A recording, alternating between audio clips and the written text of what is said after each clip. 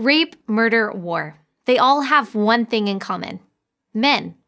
Aggression, violence, ambition unchecked by conscience, all the stuff of toxic masculinity, right?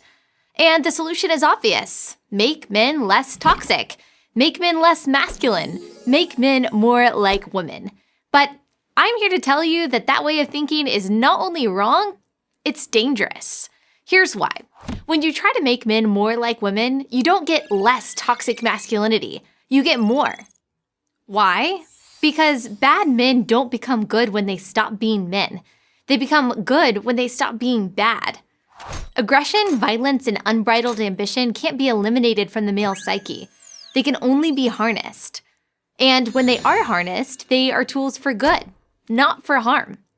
The same masculine traits that bring destruction also defeat tyranny. The traits that foster greed also build economies.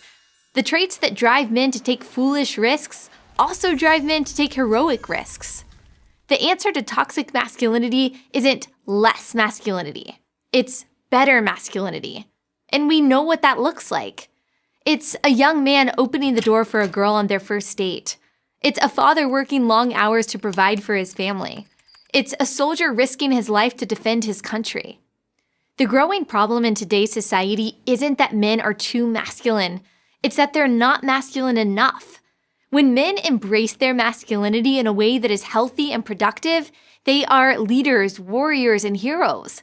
When they deny their masculinity, they run away from responsibilities, leaving destruction and despair in their wake. The consequences can be seen everywhere. 1 in 4 fathers now lives apart from his children. And children who grow up without a dad are generally more depressed than their peers who have a mother and a father. They are at far greater risk for incarceration, teen pregnancy, and poverty. 71% of high school dropouts are fatherless.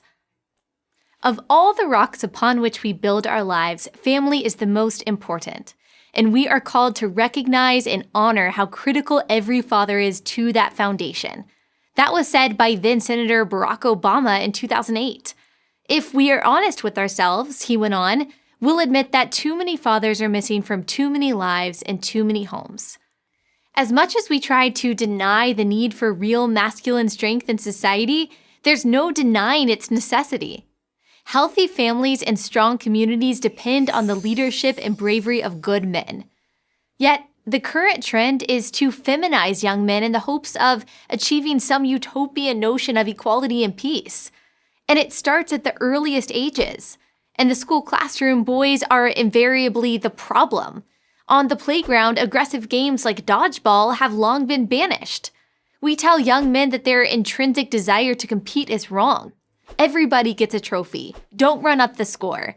This anti-male tilt continues on through higher education and into the workplace.